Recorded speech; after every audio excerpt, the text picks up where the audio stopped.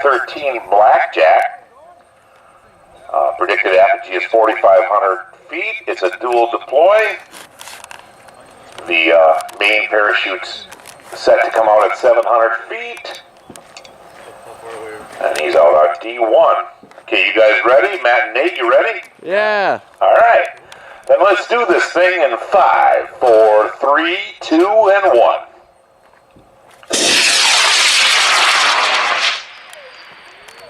I love that whistle at the end. This is a two-stage rocket. Ready, going in 5, 4, 3, 2, 1. I had it for a very long time. Oh, okay. It's not any fault of theirs. I had it for a good 4 years until a beat. Okay, all is good. So the range is open. You can use some more drag racing. We've had 2 rocket drag races and 3 rocket drag races. We have not had a 4 rocket drag race yet. I think we could do that. Anybody else? Anyone? Anyone?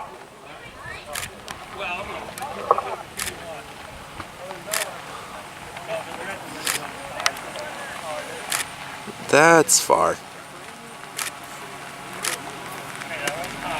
Yeah, it is.